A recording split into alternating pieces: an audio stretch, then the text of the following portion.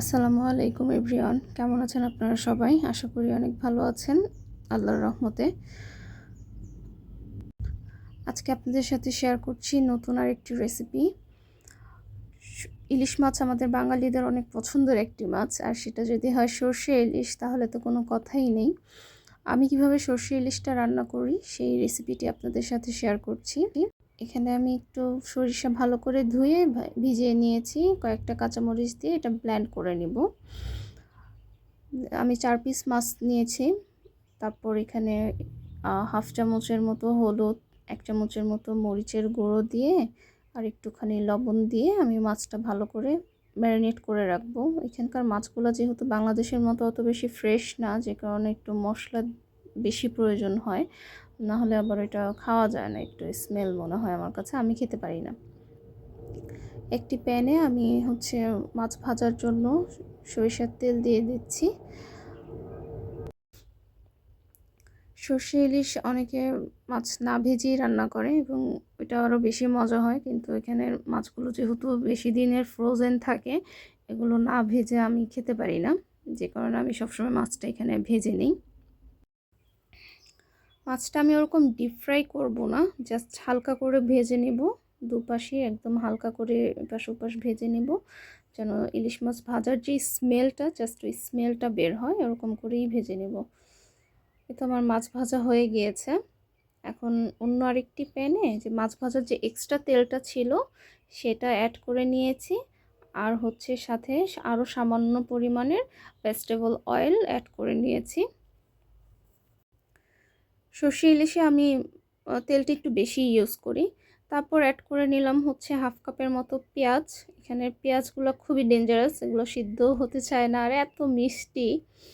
তারপর অ্যাড করে নিলাম দুটো শুকনো মরিচ দিয়ে পেঁয়াজটা একদম নরম হওয়া পর্যন্ত ভেজে নিচ্ছি। তারপর অ্যাড করে নিলাম 2 চামচের মতো পেঁয়াজ বাটা। পেঁয়াজ বাটা দেওয়ার পরে দিয়ে দিলাম 1 চামচ রসুন বাটা এবং হাফ চামচ থেকেও কম, খুবই সামান্য পরিমাণে একটু আদার বাটা দিয়ে আমি ভালো করে মশলাটা ভুনে নিচ্ছি, কষিয়ে নিচ্ছি, যেন র স্মেলটা চলে যায়।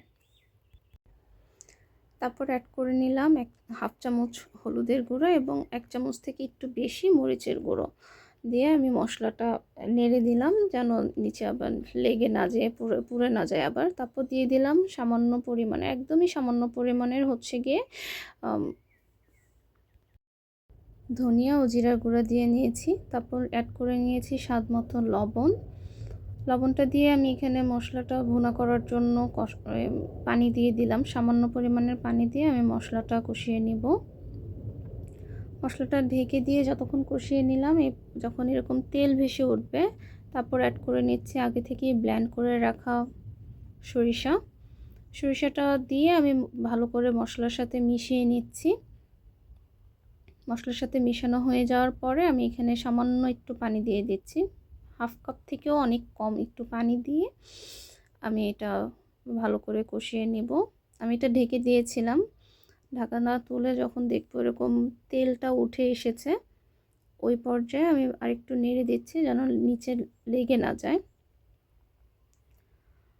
তারপর আমি মাছগুলো এটার উপরে আস্তে আস্তে করে দিয়ে দিচ্ছি। মাছটা দেওয়ার পরে অত বেশি নাড়াচাড়া করা যাবে না, তাহলে আবার মাছটা ভেঙে যাবে। তো মাছ দেওয়ার পর গিয়ে আমি এখানে হাফ কাপের মতো পানি অ্যাড করে নিয়েছিলাম। পানি অ্যাড করে আমি এখানে 6-7টার মতো কাঁচামরিচ মাঝখান দিয়ে একটুখানি ভেঙে দিয়ে দিয়েছিলাম, যত স্মেলটা এবং ঝালটা, মরিচের ঝালটা যেন ভালোভাবে মিশে যায়। দিয়ে আমি এটা 4-5 মিনিটের মতো ঢেকে রান্না করে নিব। এর মাঝখানে যখন পানিটা একদম শুকিয়ে আসছে, ওই পর্যায়ে আমি এখানে একটুখানি সামান্য লেবুর রস দিয়ে দিচ্ছি। পানিটা যখন একদম শুকিয়ে আসবে তখন আমি একদমই হালকা করে মাছটা আমি একটুখানি নেড়ে দিচ্ছি, যেন আবার নিচে দিয়ে লেগে না যায়, তখন আবার খেতে ভালো লাগবে না, পোড়া পোড়া স্মেল আসবে। এই তো আমার রান্না অলমোস্ট কমপ্লিট হয়ে এসছে। এই পর্যায়ে আমি আরও কিছু কাঁচামরিচ অ্যাড করে নিচ্ছি। কাঁচামরিচটা নামানোর আগে দিয়ে নিলে স্মেলটা আরও সুন্দর আসে এবং একটু ঝাল ঝাল লাগে। যেহেতু পেঁয়াজ খুবই মিষ্টি, এখানে একটু মশলা বা একটু বেশি মরিচ না দিলে ওইটা আবার ভালো লাগে না খেতে। অত বেশি ঝাল হয় না, দেখে মনে হয় হ্যাঁ অনেক ঝাল, কিন্তু অ্যাকচুয়ালি অত বেশি ঝাল হয় না, কিন্তু খাবারের যে ব্যালেন্সটা সেটা হয়ে যায়। তো আমার রান্না হয়ে গিয়েছে আলহামদুলিল্লাহ। আমি অন্য আরেকটি পাত্রে আমি মাছটা নিয়ে নিয়েছি। গরম ভাতের সাথে এটি খেতে খুবই মজা লাগে। খেতে খাওয়ার সময় মনে হয় যে সর্ষে ইলিশ না, ইলিশ মাছের রোস্ট খাচ্ছি এরকম লাগে। আলহামদুলিল্লাহ গ্রেভিটা খুবই মজা হয় এভাবে রান্না করলে। ভিডিওটি ভালো লেগে থাকলে লাইক কমেন্ট করে ফ্রেন্ডস অ্যান্ড ফ্যামিলির সাথে বেশি বেশি শেয়ার করে দিবেন এবং আমার চ্যানেলটি বেশি বেশি সাবস্ক্রাইব করে আমার পাশে থাকবেন। Thank you.